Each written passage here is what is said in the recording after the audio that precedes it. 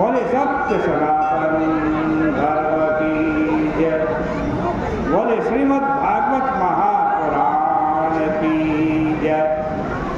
पतित पावनी कलिमल हारिणी मंगलकारिणी मोक्षदायिनी माँ गंगा मैया का ये पवित्रतम तीर्थ हर की पैड़ी ब्रह्मकुंड है। यहाँ निरंतर श्रीमद् भागवत की चर्चा चल रही है। श्रीमद् भागवत के दसम स्कंद का आज 82वां अध्याय है।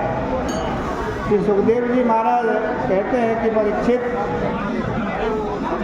एक बार जब भगवान राम और श्री कृष्ण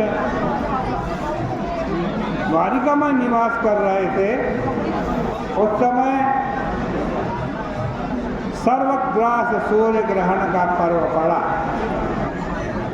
इसलिए दोनों भाई अन्य सब यदुवंशियों के साथ स्नान करने के लिए समंत पंचक तीर्थ जो कुरुक्षेत्र में है वहाँ गए।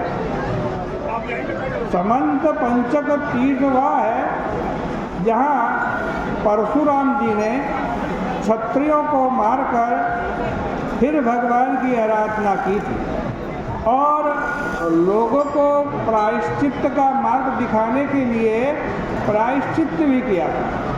ग्रहण के अवसर पर कुरुक्षेत्र में भारतवर्ष के सब प्रांतों की प्रजा इकट्ठी हुई। उसमें अक्रूर, वसुदेव, गद, प्रद्युम्न, सांब आदि यदुवंशी भी वहाँ गए और उनकी बड़ी भारी शोभा हुई।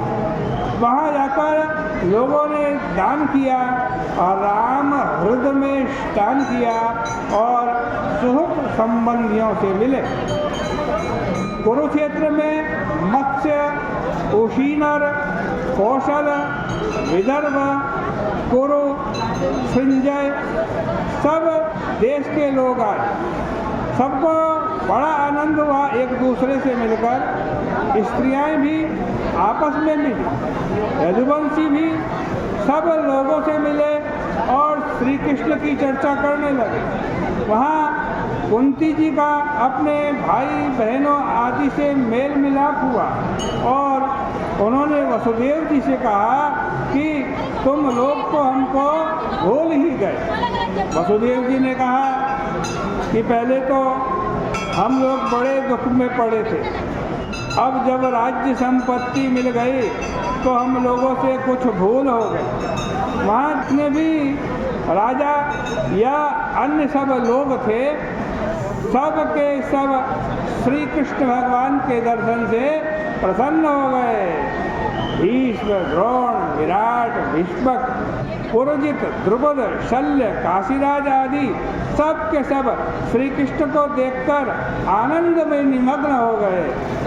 उनकी स्तुति करते हुए कहने लगे कि इनकी कीर्ति, इनके चरणों का जल गंगा है और इनका वचन वेद है जो तीनों लोगों को पवित्र करता है। कुरुक्षेत्र में जैसा और सब लोग आए थे वैसे ही वहाँ पर नंद बाबा और यशोदा मैया भी आई थी। अन्य गोप गोपियाँ भी वहाँ आई थी। यदुवंशियों से उन सबका मिलन हुआ। यदुवंशी नंद बाबा आदि से मिलकर बहुत प्रसन्न हुए। उन्होंने उनका गाढ़ा आलिंगन किया। उन सब को सारी पुरानी बातें याद आने लगी।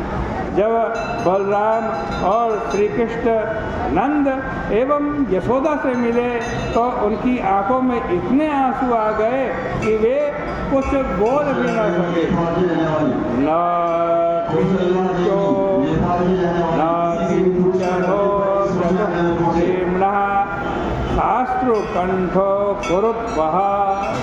यशोदा मैया उनको अपनी गोदी में लेकर के बैठ गई।